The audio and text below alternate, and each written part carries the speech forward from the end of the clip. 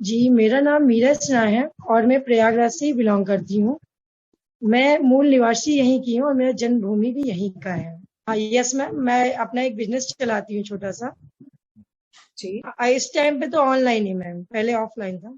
तो समाज से रिलेटिव इस तरह छोटे-छोटे कई एक कार्यक्रम जैसे वृक्षारोपण और कई साफ-सफाई का अभियान हो गया, जल जल से संरक्षण करना, ये सारी चीज़ें हम लोग आए दिन करते ही रहते हैं इस तरह की चीज़ें। ये और जैसे बहुत आपका पेयजल जैसे गर्मियों में बहुत प्यास लगती है तो कहीं-कहीं पे पानी की कम व्यवस्था रहती है, तो उस जगह पे जाके हम लोग प्याऊ का काम भी किया है हम लोगों ने और अपने साथ पानी लेके लोगों को यात्रियों को आने-जाने वाले यात्रियों को जैसे प्यासे हैं तो उनको पानी पिलाने का भी काम करते हैं। तो इस तरह से समाज के प्रति बहुत सजग। नहीं मैम, मैं स्टार्टिंग से ही ऐसी नहीं हूँ, मेरे बाल लंबे बड़े थे और मैं 7th 8th तक ही लंबे बालों में ही था कि मेरे ब्रदर्स जो हैं वो बाहर रहते हैं और हम 3 सिस्टर हैं घर में।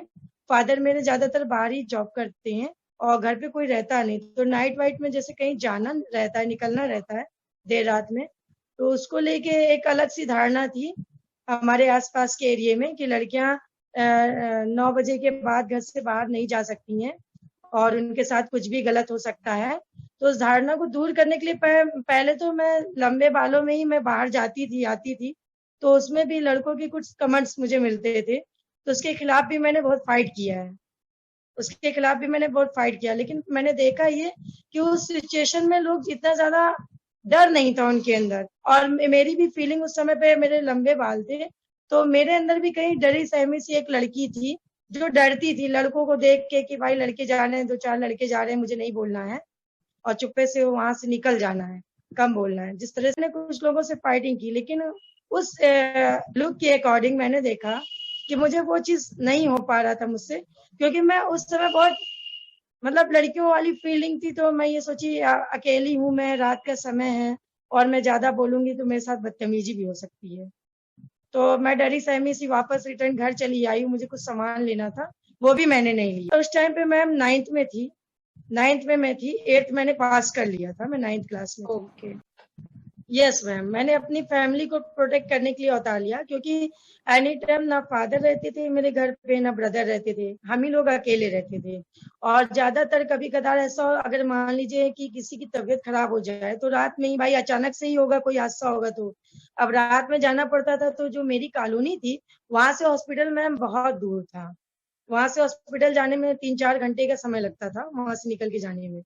तो पैदल तो पॉसिबल नहीं था, पहले मैं रास्ते में निकलूंगी तो ऑटो वगैरह ढूंढूंगी तब जाऊंगी, और उस टाइम पे मैं गाड़ी चलाना भी नहीं जानती थी। तो मेरे लिए सिचुएशन को हैंडल करना बड़ा मुश्किल था, तो मैंने स्ट्रगलिंग करने के लिए उस टाइम पे ये चेंजिंग के लिए सोचा, अपने अंदर थिंकिंग लाई कि अब मैं ऐसे ही लुक में रहूंगी और अपने घर को प्रोटेक्ट करूंगी, इसलिए मैंने ये लुक अपनाया। नहीं, मम्मा पापा मेरे हमेशा कहते हैं कि नहीं, रहना चाहिए, गर्ल्स की तरह रहिए, लेकिन ये भी गर्ल्स का ही एक लुक है। आप कोई भी पहनावा पहनिए, बस गलत काम मत कीजिए और आप जैसे भी रहना चाहें वैसे रहिए। मैम ऐसा तो बहुत कम चांसेस आया मेरी लाइफ में, लेकिन 1 2 बार ऐसा हुआ है कि पढ़ी लिखी होने के बावजूद भी 1 2 महिलाओं ने इस विषय पे मुझे मेरे से चर्चा की थी कि मैम आप इस गेटअप में क्यों रहती हैं, मैं तो आपको बिल्कुल पहचान ही नहीं। मैंने सोचा कि कोई लड़का है जो हम औरतों लेडीजों के बीच में आके बैठ गया, इसलिए वो मुझसे थोड़ा दूर हो गई थी। लेकिन जैसे ही उन्होंने मेरे बारे में जाना, मुझसे थोड़ी सी बातें की, तो वो चीज उनका फिर उनका जो मिसबिहेवियर था वो मेरे प्रति दूर हो गया और उन्होंने बोला कि नहीं, as a look wise, as a changing, या आप बॉयज हेयर स्टाइल में रहें या गर्ल्स स्टाइल में रहें, इससे कोई इफेक्ट नहीं पड़ता है। और मुझे बहुत अच्छा लगा, गर्वान्वित महसूस हो रहा है कि मैं आपकी एक फ्रेंड हूँ और आप हमारे बीच में आई। हाँ जी मैम, एक संस्थान के थ्रू मेरे को एक जगह पे अवार्ड मिल रहा था, मेरी लाइफ का पहला अवार्ड मिल रहा था। तो वहां पे जब मुझे मंच पे मेरा नाम लेके पुकारा गया तो मैं खड़ी हुई, तो लोग मेरे तरफ ऐसा देखने लगे कि ये मीरा सिन्हा नाम लिया जा रहा है और ये कौन लड़का चला आ रहा है। तो मुझे बड़ा गिल्ट फील हो रहा था, मैं मतलब बहुत सहम गई थी थोड़ा सा, क्योंकि वो मेरी लाइफ का पहला अचीवमेंट था जो मैं लेने जा रही थी। तो उसके बाद जो है मैं मंच की ओर जैसे बढ़ी तो नहीं, लोगों ने कहा कि नहीं नहीं, यही मीरा सिन्हा है और इन्हीं को अवार्ड देना है, ये हमारे समाज में रह के एक समाज सेविका है, बहुत अच्छी समाज सेविका है और इसके लिए इनको जो है सम्मानित किया जा रहा है। तो वहां पे एक टीचर्स थी, उन्होंने मंच पे मेरा नाम लिया और मैं जब उनके सामने पुरस्कार लेने के लिए गई तो मैम ने ऐसे चौंक के मुझसे बोला कि बेटा आप गर्ल्स हो। तो मेरे को बड़ा ऑड टाइप का लगा और मैं बहुत उस टाइम पे मेरी फीलिंग, मुझे बहुत शर्मिंदगी लग रही थी, मतलब गिल्ट फील हो रहा था कि एक टीचर हो के आप कैसे ऐसा कह सकती हैं, मुझे सम्मान यहाँ मिल रहा है। लेकिन जब मैंने बोलना स्टार्ट किया कि जी मैम मेरे लुक पे मत जाइए, मेरा नाम मीरा सिन्हा और मैं और हमेशा समाज में इसी गेटअप में चल रही हूँ शुरू से ही, और लोग मुझे ऐसा आज तक मुझसे कोई किसी ने इस गेटअप को लेके नहीं कहा। तो जोरदार तालियां मेरे पीछे से बजी और वो मंच तक गई तो मैम ने मेरे से हाथ जोड़ के क्षमा मांगी। मतलब अगर दो इंसान को अपनी लाइफ बितानी है तो ऐसा क्यों होना चाहिए कि मैं उनके लिए अपने आप को चेंज करूं, मैं जैसी हूँ वैसा ही उनको एक्सेप्ट करना चाहिए, तो आगे चल के उनकी लाइफ और बेटर हो सकती।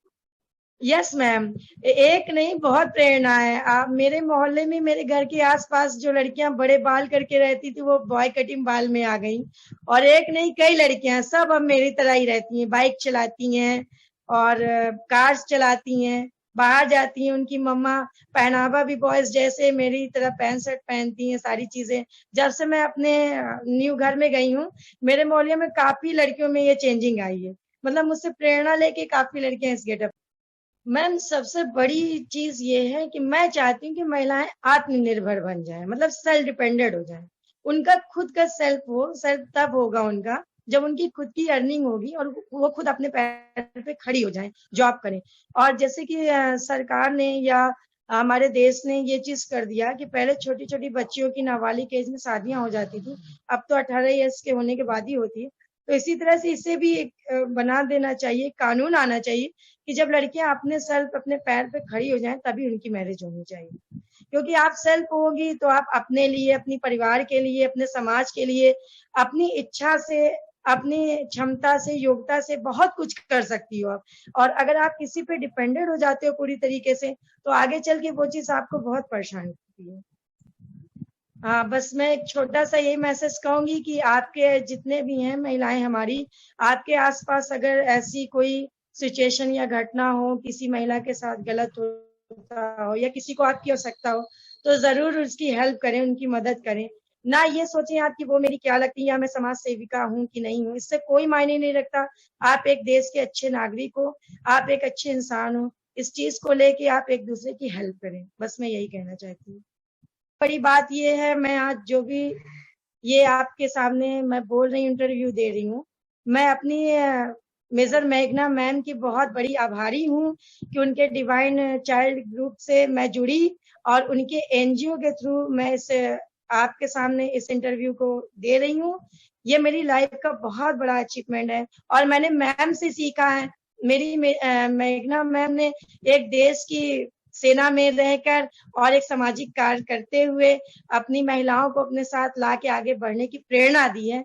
तो मैं मेजर मेघना को सैल्यूट करना चाहूंगी और उनका बहुत बहुत तहे दिल से धन्यवाद करना चाहूंगी कि उन्होंने मुझे इस लायक समझा। थैंक्स मेघना मैम।